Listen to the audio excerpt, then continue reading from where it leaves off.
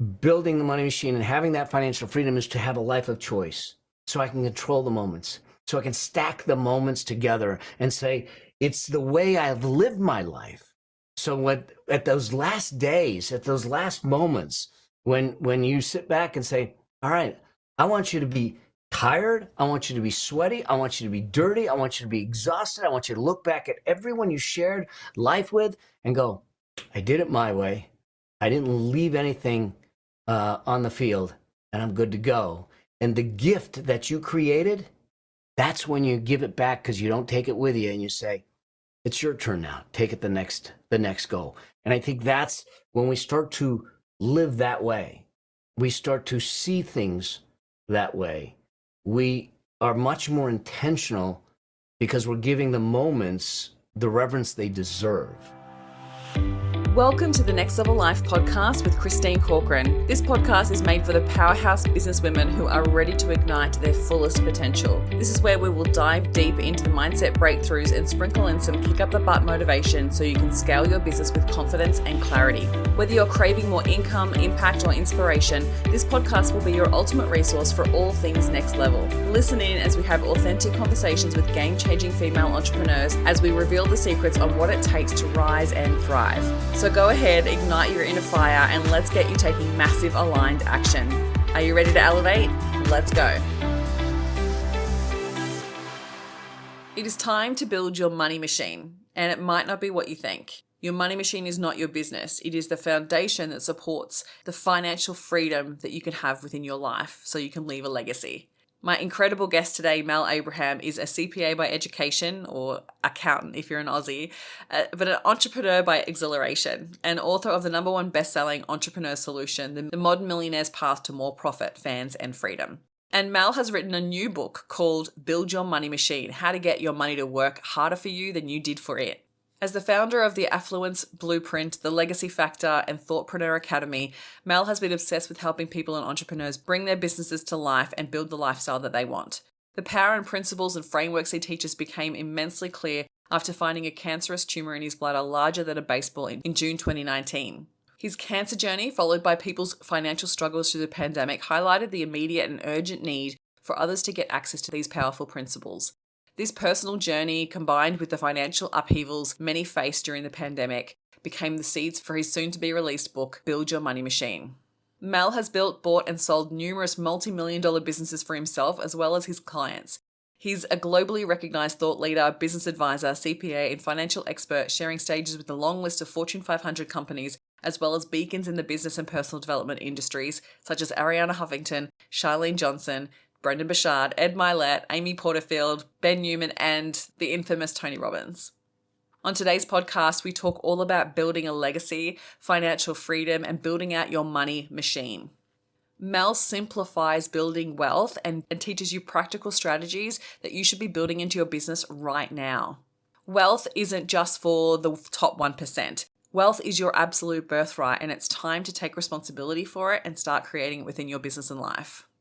I absolutely love today's interview, and I want to gift you a copy of Mel's brand new book, which is out on June 10th. So once you listen to this episode, I want you to jump into your podcast app wherever you're listening to this, leave a review, share with us your biggest takeaway, screenshot it, and then email it to me at hello@christinecorcoran.com.au. I'm going to choose my top 5 favorites. So make sure that you share your biggest takeaway, and then you get access to not only Mel's book, but all the incredible resources that he gives with the book. It is next level. So make sure you check out the details via the show notes. Otherwise, let me introduce you to the amazing Mel Abraham. Mel, thank you so much for joining me on the Next Level Life podcast today. I'm so excited to have you here. Oh my God, so blessed to be here. Thank you for having me. It's such a joy because after connecting with you at the dinner series, but I followed you for quite a long time after seeing you present at during a mastermind that I was a part of. I was so drawn to your passion and the way that you simplify things when it comes to money. So when I reached out to you to come on the podcast, I was so excited that you decided to join me here, because I know everything that you're going to share today is going to be super valuable for my audience and anyone that comes across your work. So to get started, I don't want to go down the whole avenue. I'm going to do a full breakdown of all the things that you've done in your career, but I would just love to start with, can you share with us What's been one of the biggest catalysts that's impacted you in the way that you are so passionate about sharing financial freedom and the way that you talk about money? There's probably two situations that happened in my life that taught me the importance of it. Because the importance of the money, what I realized was not only did it teach me the importance of financial freedom, is that it taught me the importance of the money not for money's sake. It actually taught me the importance of the money for life's sake, for what it was. And the first one I think was back. It's going back a ways. I was a single full-time dad, taking care of my son, raising my son. He was 5.5 years old when he came to live with me, and I was an entrepreneur. And I did what entrepreneurs do. You get on the treadmill and you start running, and you put your head down and you're making money and you're trying to get clients, and you do what you're supposed to do. And I think that I'm doing well. And then one day Jeremy comes running in. He says, Daddy, I drew a picture of you at school today. And here I'm thinking, I'm going to kneel down. I'm going to get this picture from my son, who's 6 years old at the time, and say, and it's going to be us playing ball or at Disneyland or something. No, it was a picture of me standing in front of two computer screens with a phone in each ear and the one on the desk ringing. And so, like, this 6-year-old boy put a mirror into my soul to show me and say to me, hey, Dad, I'm the real gift in life. And he was. And I was botching. I was screwing it up. I wasn't doing the right thing. And the challenge at that time, especially for an entrepreneur, is the ease in which we could look at it and say, but I got to do this, kid. I got to do this to put the roof over our heads, to do the fun things, to do that. We need the profits. I need to generate the profits. And the thing is that if a 6-year-old could understand what profits were, what that picture said to me was that, hey, Dad, I don't need your profits. I just need your presence. Yeah. And that's when I started to explore and say, there has to be a different way to do business. There has to be a different way to do money. Because I knew that as long as my ability to earn was tied to my efforts to earn it, I would be imprisoned for the rest of my life by the pursuit of money, so I could take care of the things that I was going to take care of, but I wasn't taking care of the things that I should have been taking care of. Mm. And so that's what shifted, this obsession to say, there's got to be a way, there's got to be a way. And that's what gave birth to the concept of a money machine and the two journeys that we can talk about.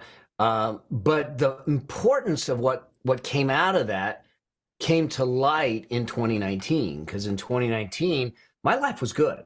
My son has grown, he's doing well and everything. I'm flying around speaking and doing the things, living on the beach with my beautiful wife. And next thing you know, I'm in a hospital bed with a doctor looking at me and saying, hey, we found a 5-centimeter tumor in your bladder and you have cancer.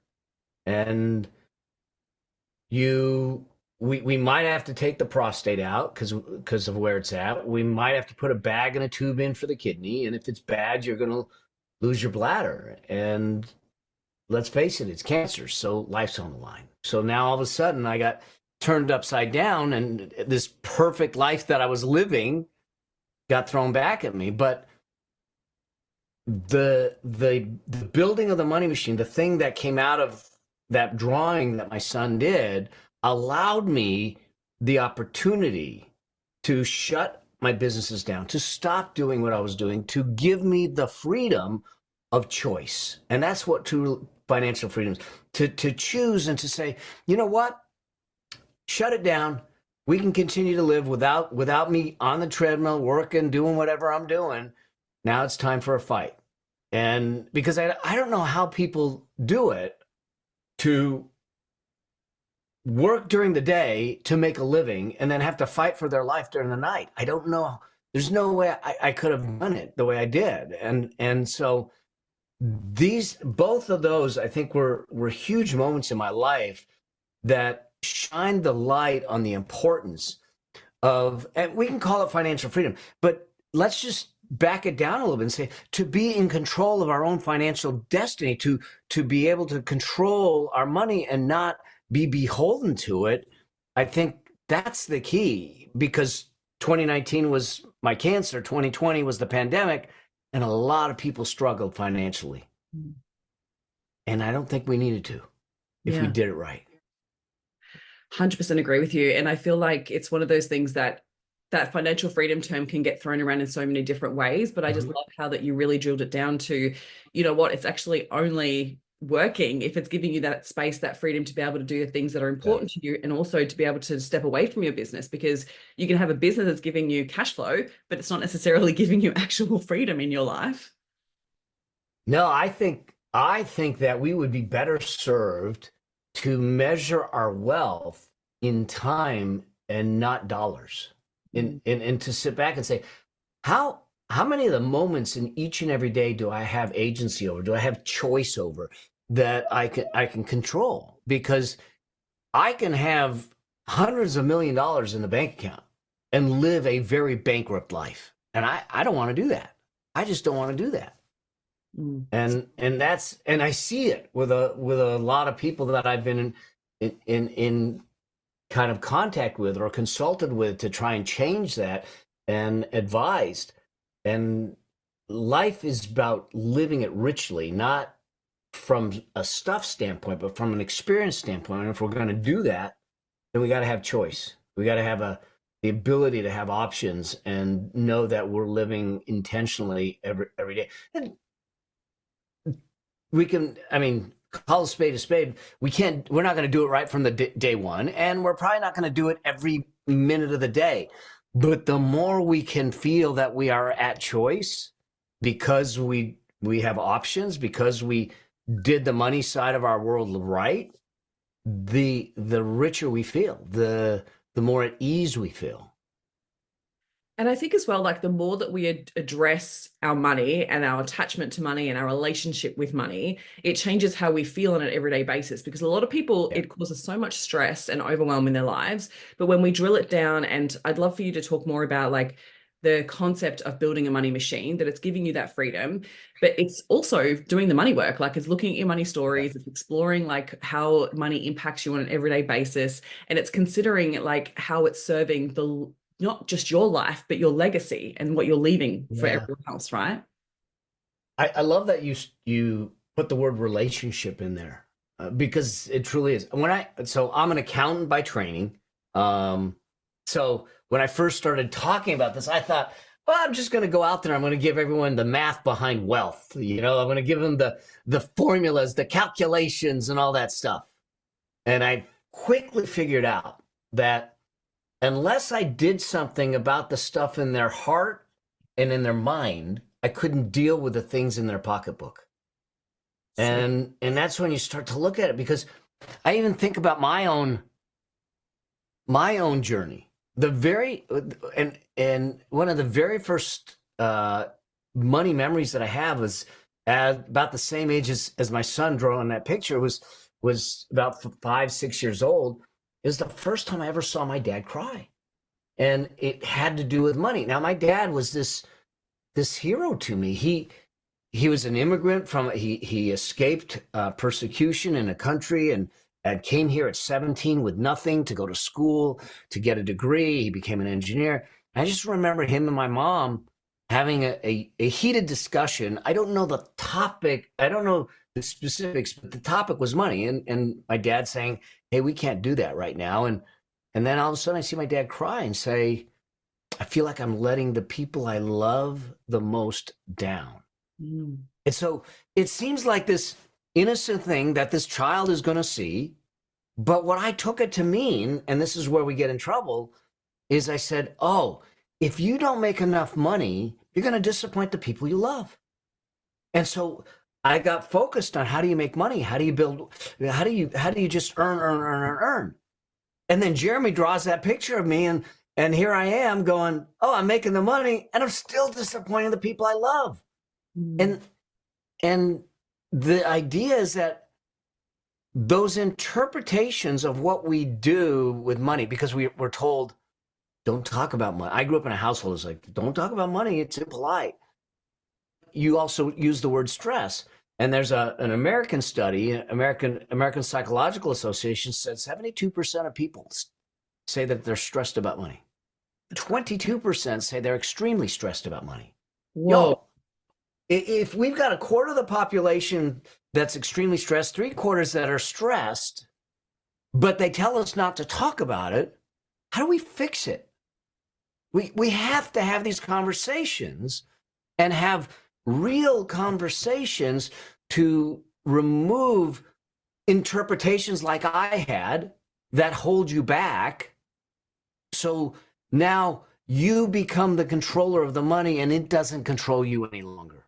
Mm.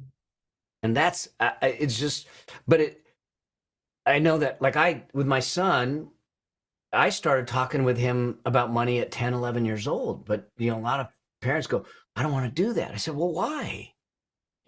When he first started, I said, there's 4 buckets you're going to do. You're going to do giving, you're going to do saving, you're going to investing and living. But those 4 buckets gave me the opportunity to instill values around money. And why generosity? Why do you give? Why charity? And let him make choice. Why savings? What is, not using the same term, but liquidity, but he gets a flat tire on his bike and now he has money to be able to take care of. He starts to understand that even at 10, 11 years old.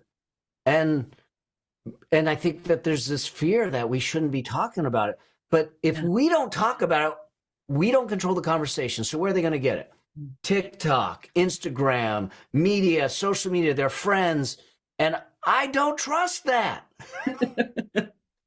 So true. And the thing is too, even if you don't talk about it, they're still absorbing the the relationship that you have with money and the way that you relate to it, the conversations that you're having, and their brain is literally trying to create context around it without information. So if you're not educating them on it, they're still absorbing your money stories. They're still absorbing your stress around money. So even if you think you're not involving them in it, you're absolutely involving them in it. Like the amount of clients I work with that still have stories around money because it was what was not talked about and how it was created either stress or it created overwhelm, or it created a concept of it's not okay to talk about money, or it's not one of those things that's too taboo, or it's there's so many stories that happen just from the child's brain trying to go, what meaning is that? How do I place meaning on that? And so even if you think you're not doing it, you are impacting them in a way. So take control of it and actually have the conversation. I love that.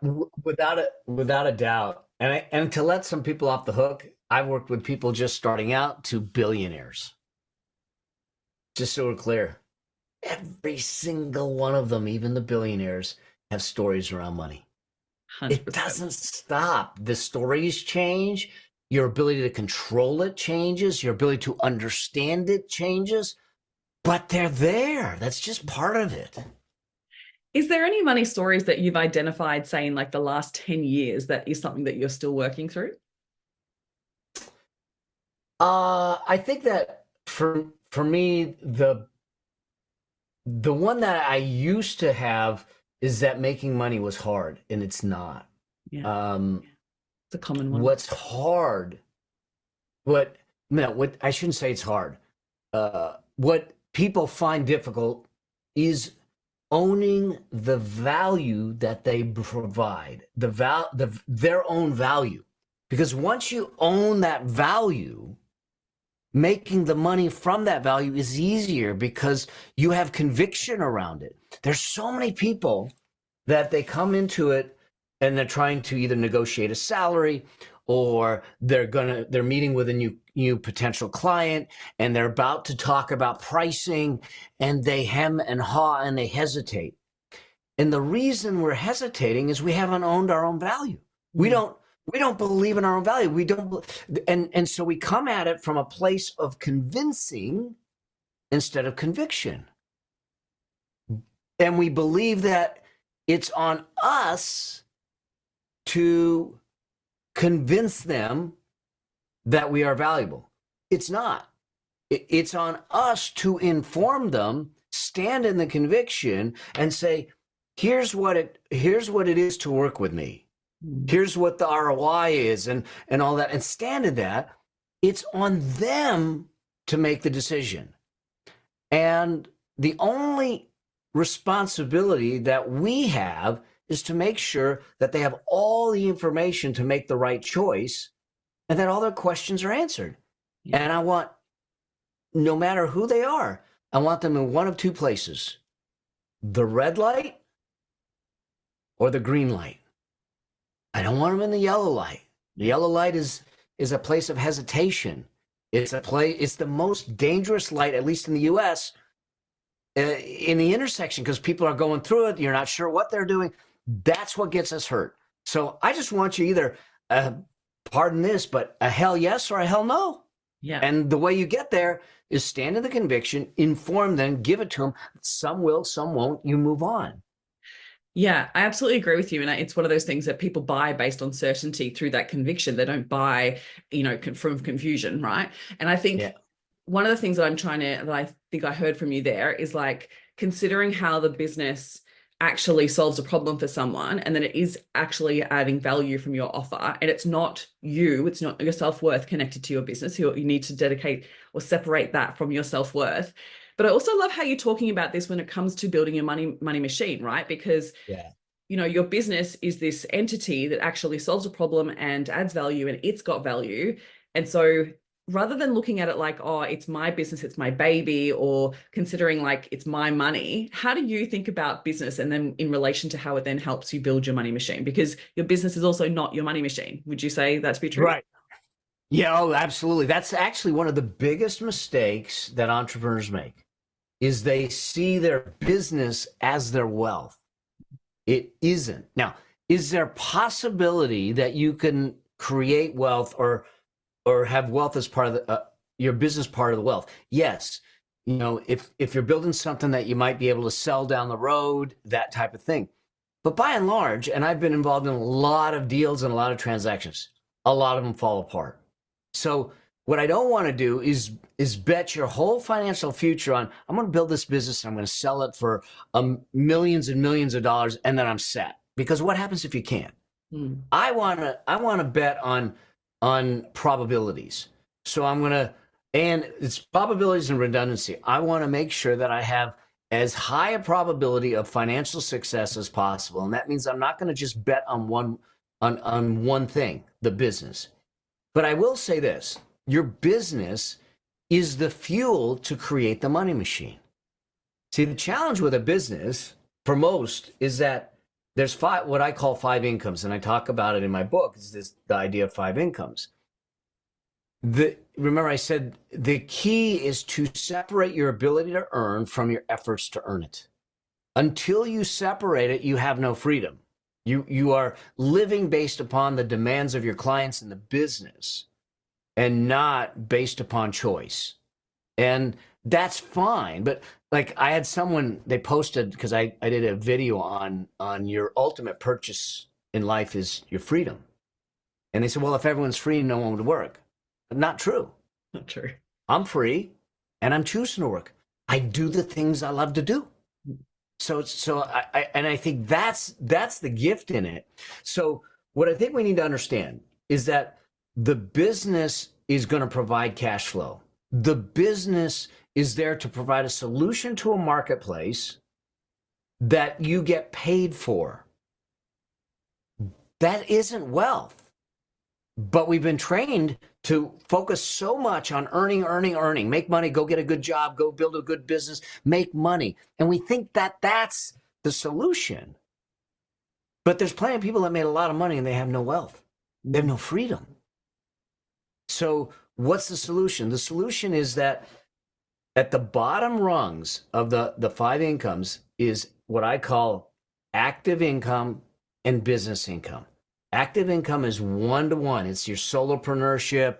It is you are trading 1 hour for one compensation for an hour. Worst business model, but we all start there. Yeah. Okay. The next level up is what I call business income. Now we start to bring team in and we start to get some of our time back. And it gives us time to do some other things. And what I'm talking about here, and some people will confuse it with, oh, you're talking about passive income. I'm not. You used a term earlier, relationship. Okay.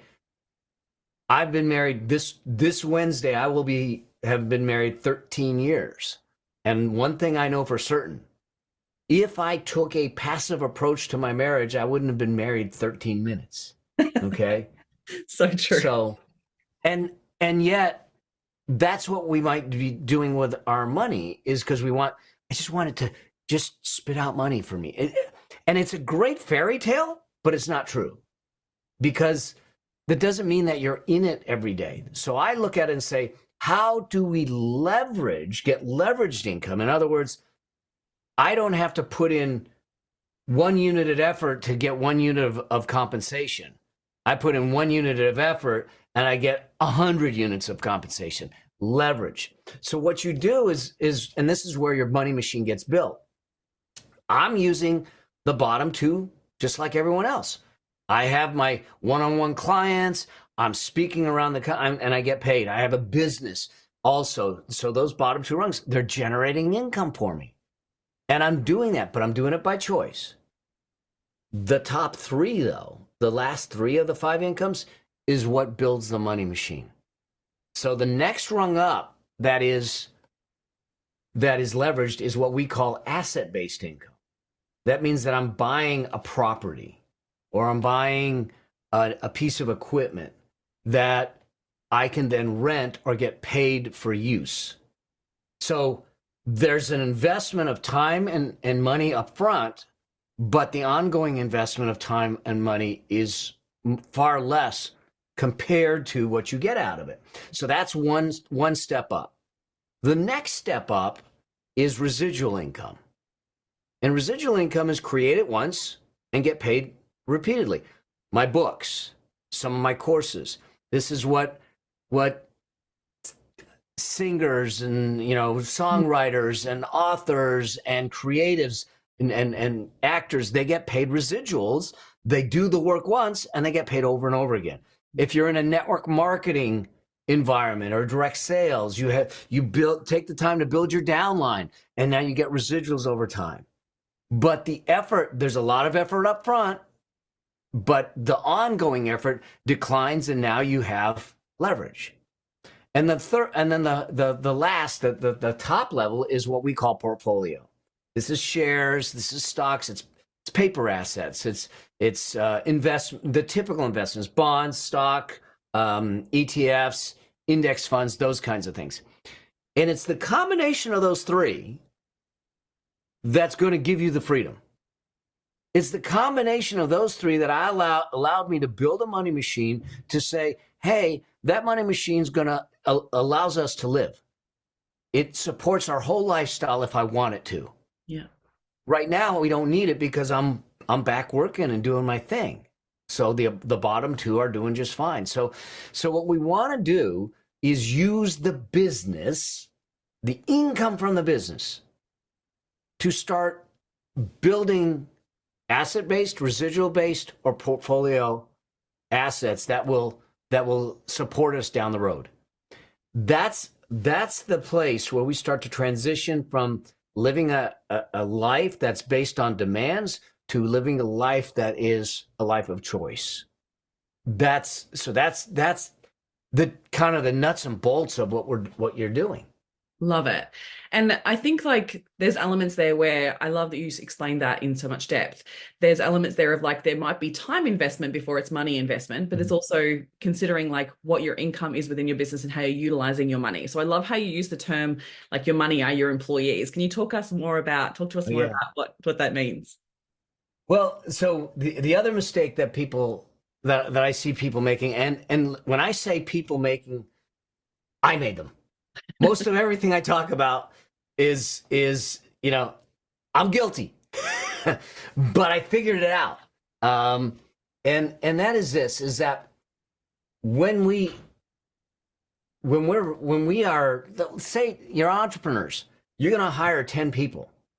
And you bring 10 people into this conference room, you hired them, and you have a conversation, and you say, hey, welcome to your first day.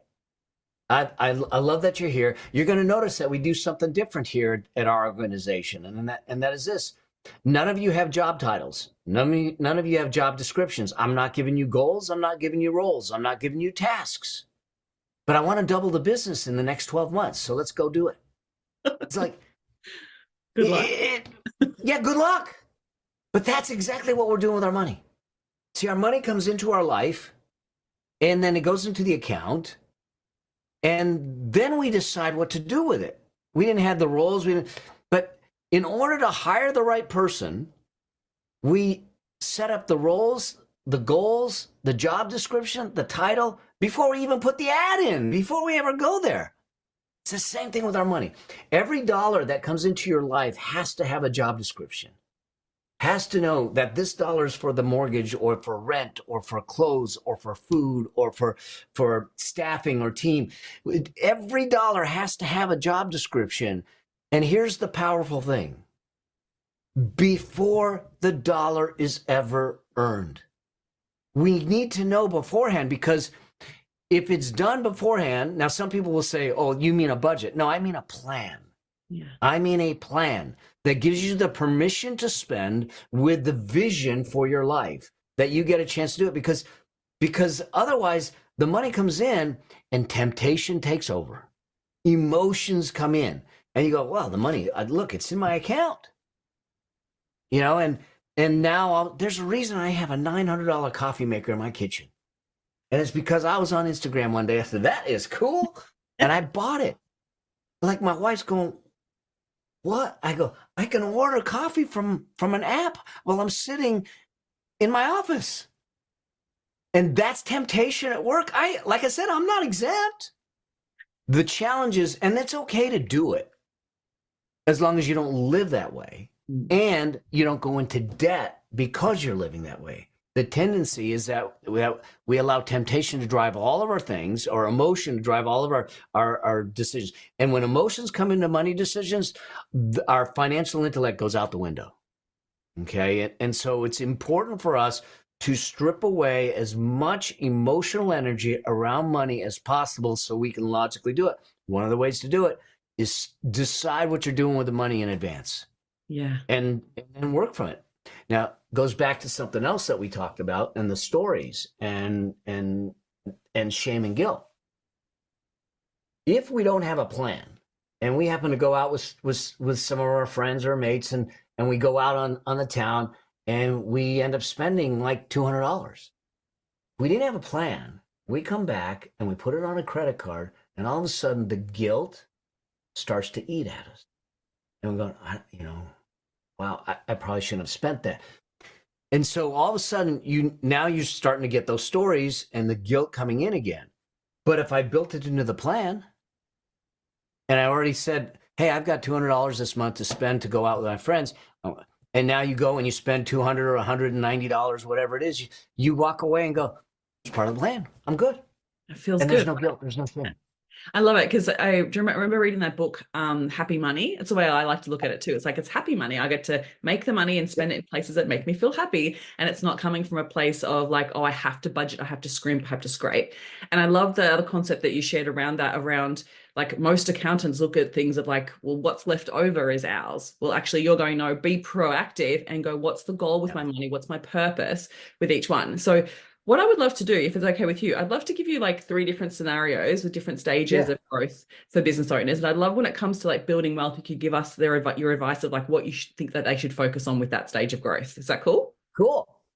Amazing. So let's say we have an entrepreneur that has, got into a little bit of debt. Maybe it's literally that example that you said, that has bought some stuff on Instagram, done all those types of things, got themselves into a little bit of debt, and is literally kind of like getting by. So they're not necessarily setting money aside for their goals or anything like that. And they're in a state where they're like, money is stressful, but I want to start building a little bit more freedom. I want to start building a little bit more of a safety and stability. What would your next steps be for them? So I think the first step when someone's in debt is, I want to know, is this debt that they've carried, it's past debt, or are they going, in other words, or are they going into debt further each and every month? In other words, they're living beyond their means. So if they're digging a hole, I want to know, are they still digging? If they're still digging that hole, we have to stop first. And that's going to take some very critical decisions. And the first and the easiest place to go is we're going to look at the expenses. What's going out the door? And for entrepreneurs, there should be every dollar that goes out the door for your business especially should have a return on investment. Mm. And you should know it in advance. Now, let me be clear. That return on investment may not be always in money or profits. The return on investment might be in efficiency, effectiveness, or productivity. Okay? So you might get some time back that you may say, I'm going to hire someone because it's going to give me 20 hours a month back. And I can use that 20 hours to go and get more business. So great. You hire someone. And now your metric is, did I go use the 20 hours to go hire more, get more business? Or did I go and spend it watching things on Netflix or go surfing or whatever it is? Or just doing just doing admin, or you filled it with something else. Because then we're not intentional with it. So I would get critical with the money going out first and say, which ones am I getting a return on investment? Is it currency? Is it, effectiveness, productivity? What is it? And how am I measuring it? There will be things in there that you sit back and say, I don't think I am, and I don't think I need it. And you start cutting. Okay. Now, I don't believe that you will cut your way to richness. You cannot use deprivation as the path to a rich life. But you have to use discipline as a path to a rich life. So I want to make sure that we're on stable footing from an expense standpoint. Second, if I have debt, I want to know that I get you on a debt payment plan. So stop the bleeding, stop the digging. Now let's put a plan in place to get it paid off. Okay. That's gonna start us getting ahead of the game, because now we have a plan that we're following specifically to get the debt paid down. And you can use, there's two primary methods, snowball or avalanche, whether you're doing the highest interest first or the lowest balance first. One is a psychological winner. The other one is the mathematical winner. Okay. I don't care which one you choose.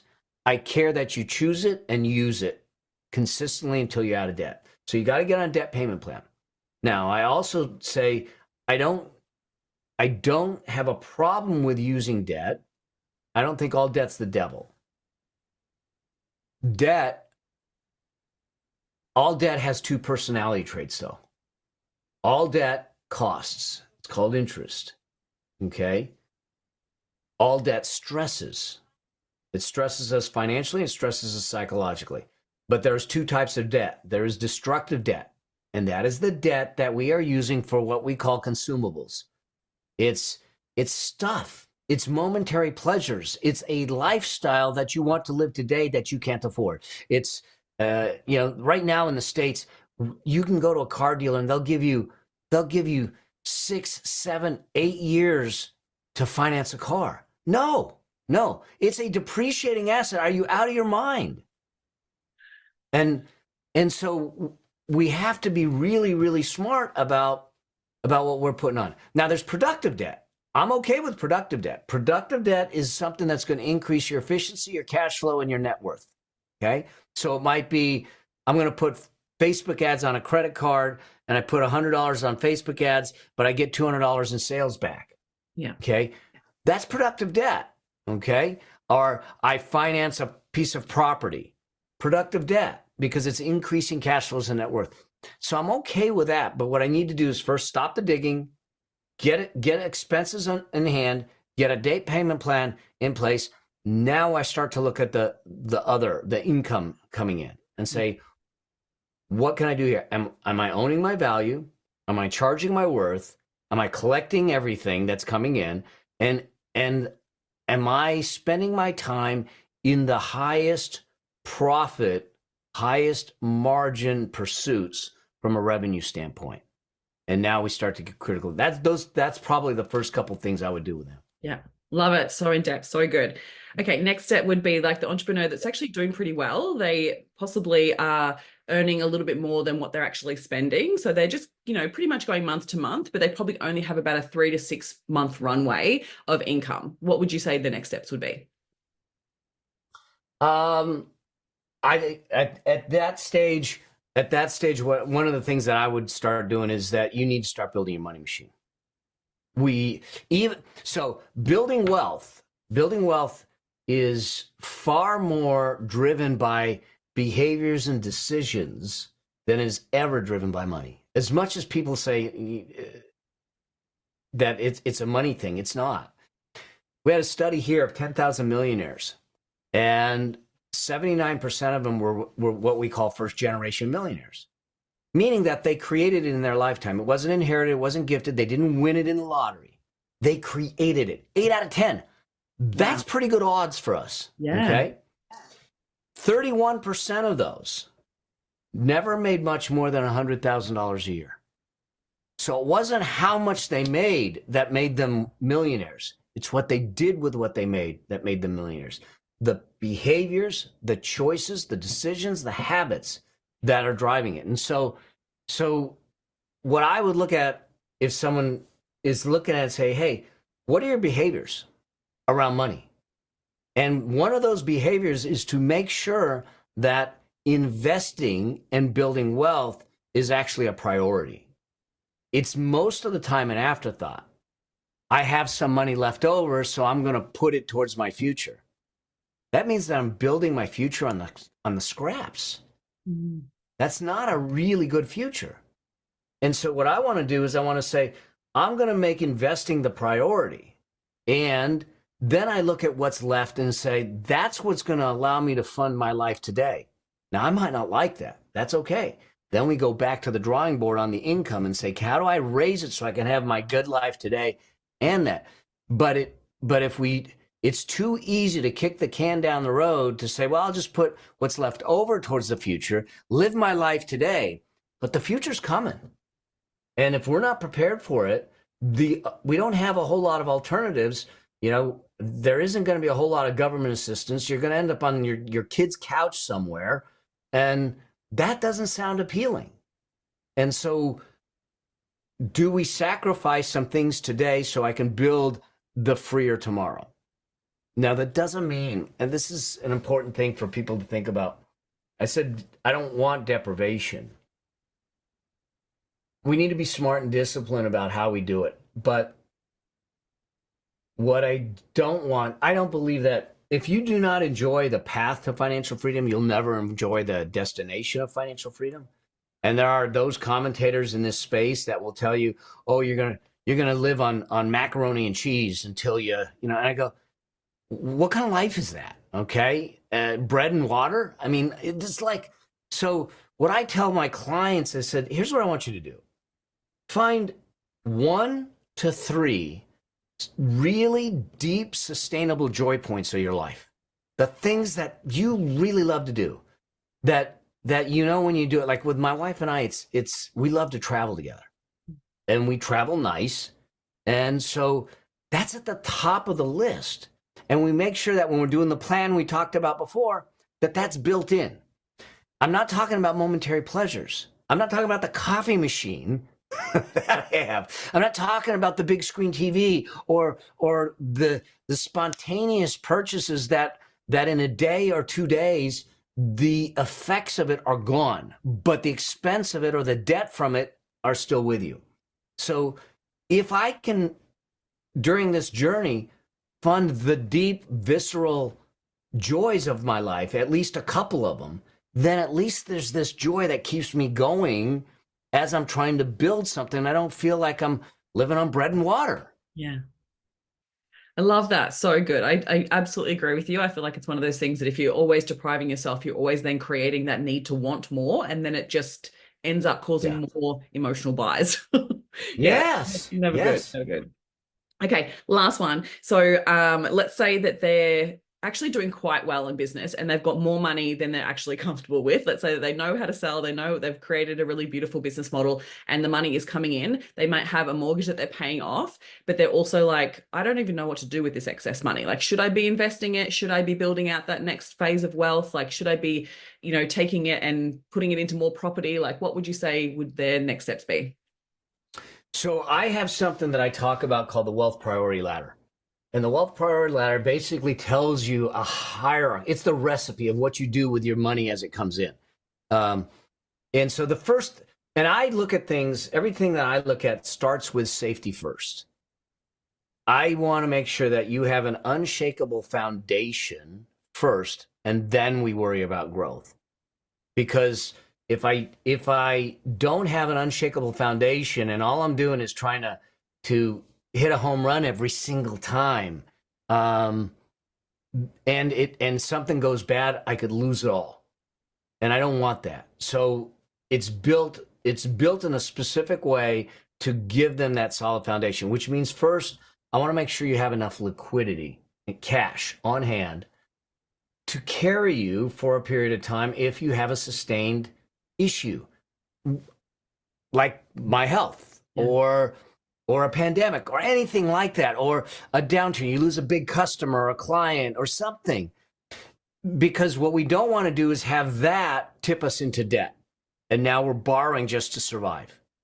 And so that if I'm generating enough income and I have enough profits, I want to make sure that we have that liquidity. Right now, I'd put it in a high yield savings account. You get in the US, you'll get 5.5%. But then you got to put the rest of the employees, the dollars to work for you. Otherwise you're not going to build the machine. Watch what happens. We can't save ourselves to wealth. If I take $5,000 a year and put it away in an S&P 500 index fund, you'll get about 8% long-term based on historical returns.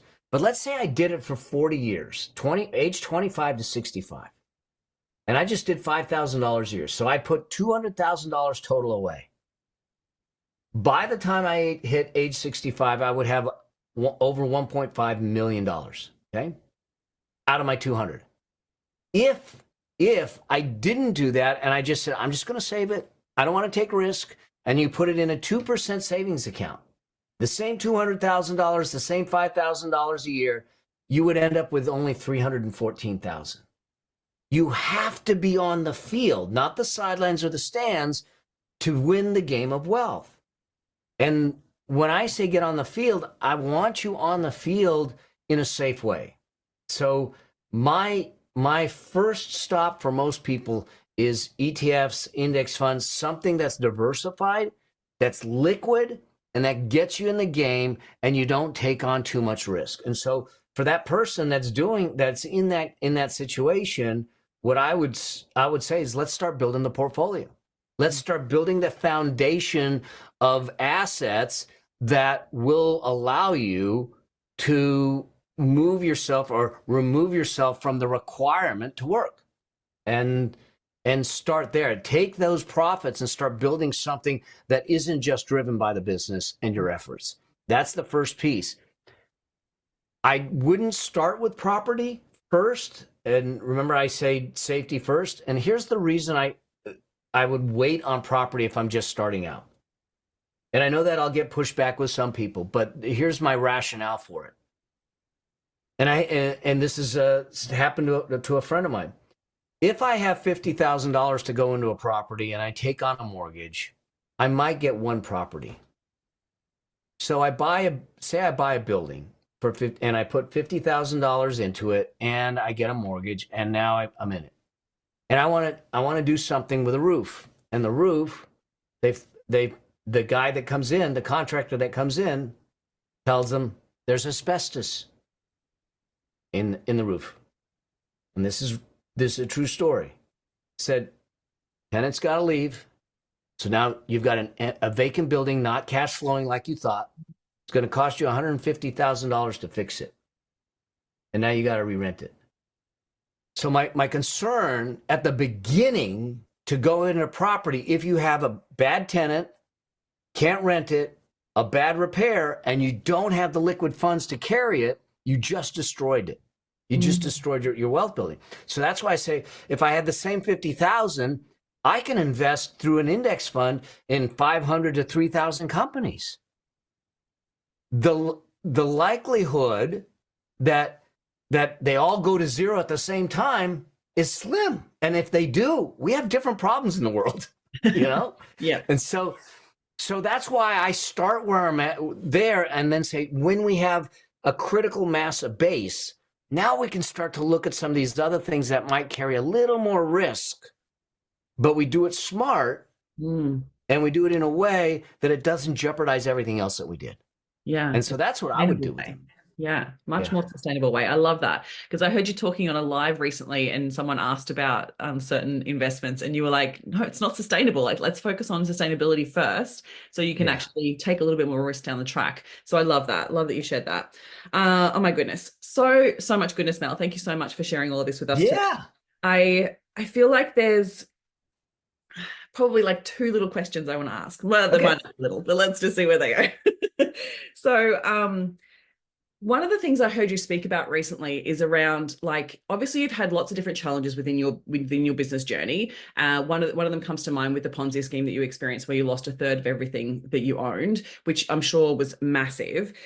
But I heard you talk about learning to get bigger than the problem, and I feel like it feeds into what you spoke about just there. Like, I feel like there's an element there of, like, if anything that we just spoke about, like, was over the top of your head, where you literally like, I've got no idea what he's talking about, that's where the work first begins, right? Is actually learning and educating yourself in this space, getting Mel's book and making sure that you read it, multiple times to really understand the concepts and start putting it into action.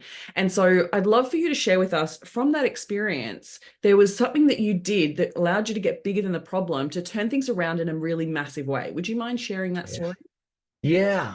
So for me, I got into an investment in 2005 that I thought was an investment that turned out to be a Ponzi scheme. Between me and two friends, we lost over $4.5 million. I lost 1/3 of everything I owned. It wasn't my finest hour. But here's the thing. All the stories started to heat up again. You know, you're an idiot. You know, you shouldn't be doing this. Turn in your license. You know, you shouldn't advise other people. How could you do this? All the things, the guilt, because I was still, raising my son at that time. He was 14, 15 years old. So he's older, but still he's, I'm still responsible for him, and I was struggling with it. And so someone looked at it and said, "Hey, your son is watching you. Ooh. And he's going to get a lesson from this. What do you want that lesson to be? Is the lesson, when things happen like this, do you curl up in the corner and hope the storm passes? Or do you stand up and fight?" And so I ended up sitting him down and saying, "Let me explain what's happened. It's not going to destroy us. It's painful. I'm going to pout. I'm going to be angry. But it's not going to destroy us." And the thing that I found in that conversation was this, is that in order for me to have that conversation, I had to be willing to accept my role in this Ponzi scheme.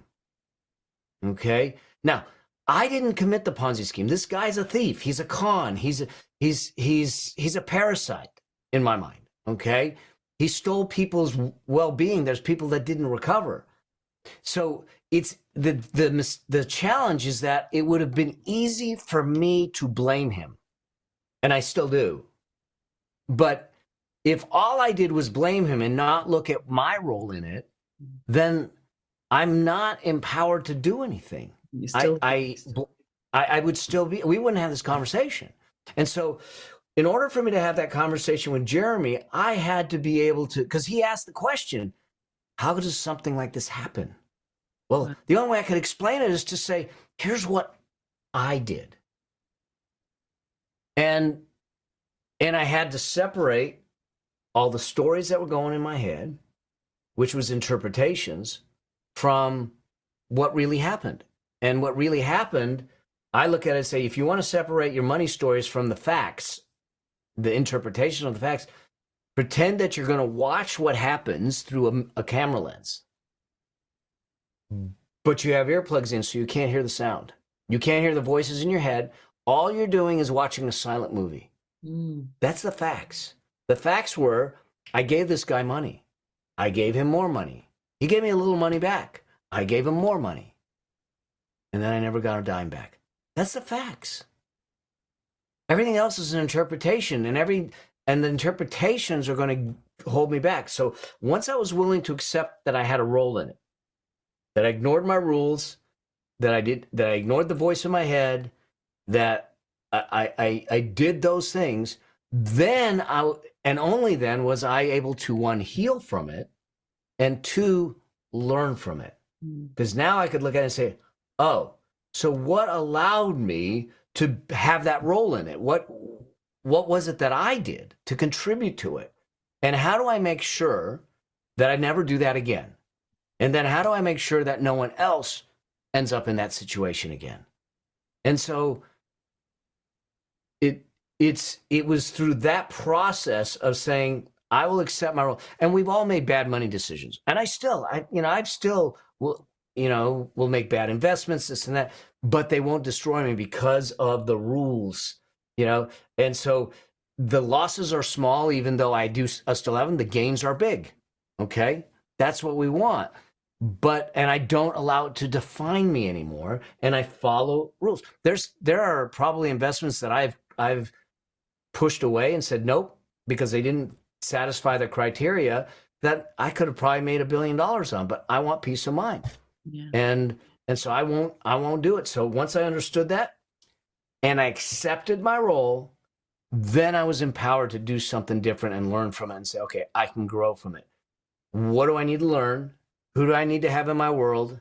And what do I need to do differently? And so literally 18 months from losing that money, we not only recovered what was lost, but we tripled it. Amazing. And you use the principles within the book that you're sharing to do that, which is phenomenal. So can you show us the book? I need to see the book cover because I know you've got a So good. So Building Your Money Machine is coming out really soon. It'll be out now once the episode hits live. It'll be out. And I'm doing a little competition. So if any of the listeners are listening right now and would love to get a copy of Mel's book, jump to wherever you're listening to this podcast, leave a review, screenshot it, and then email it to me at hello@christinecorcoran.com.au, and I will send a hardcover copy to you so you can get access to all this incredible knowledge. So I just want to finish on one final question. Yeah. What was the favorite part of the book? Sorry, what part was your most favorite to write? So the book is a money book, but it's a life book. It's a bit about money philosophy, money strategy, money mindset, money tactics. But the last part of the book is where I bring it full circle and say, let's talk about legacy. And legacy is not something that I think a lot of people see legacy in a different light than I do. I look at legacy, a lot of people say, I want to leave a legacy. Well, first off, I don't want to have to die to have an impact. Okay? So I don't think legacy is something you just build to give to someone. I actually think legacy is how you live every moment, because when you do that properly, you leave your legacy in someone every time you interact. And so the idea behind having the money machine, the idea behind building the money machine and having that financial freedom is to have a life of choice, so I can control the moments, so I can stack the moments together and say, it's the way I've lived my life. So at those last days, at those last moments, when you sit back and say, all right, I want you to be tired, I want you to be sweaty, I want you to be dirty, I want you to be exhausted, I want you to look back at everyone you shared life with and go, I did it my way. I didn't leave anything on the field, and I'm good to go. And the gift that you created, that's when you give it back, because you don't take it with you and you say, It's your turn now. Take it the next go. And I think that's when we start to live that way. We start to see things that way. We are much more intentional because we're giving the moments the reverence they deserve. And if there's a lesson that I learned from the cancer, it is that as much as they told us growing up, your time is limited here on earth, you don't believe it until mortality smacks you in the forehead and you go, oh, they were serious, you know? And so I look at it and go, I'm going to live every moment fully. And I'm going to do it and make sure that I'm intentional and make sure that as many of my moments are done by choice and not by demand. And when I do that, I know that I'm living my legacy each and every moment. And those that I touch, those I interact with, they're part of the legacy. And it's not something I leave behind. It's something that I create in the moment. Amazing, Mel. Thank you so much for leaving that with us and impacting us in such a beautiful way. It will absolutely stay with us, I'm sure. And I'm absolutely so excited to get a copy of my book. I cannot wait for it to hit my mailbox. So thank you so much for sharing all of your wisdom today. I really appreciate it. Oh my God, thanks for having me. There was a fun conversation, and I hope that it helps, and I hope that we can get people to see the light for living their life fully and living their legacy daily and being free. 100%. Thanks again. Thank you for listening, and if you've found any value out of this episode, make sure you hit the follow button so you get access to the episodes as soon as they are live, and make sure you come hang out with me on Instagram. You can find me at ChristineCorcoran_coach. Have an incredible week.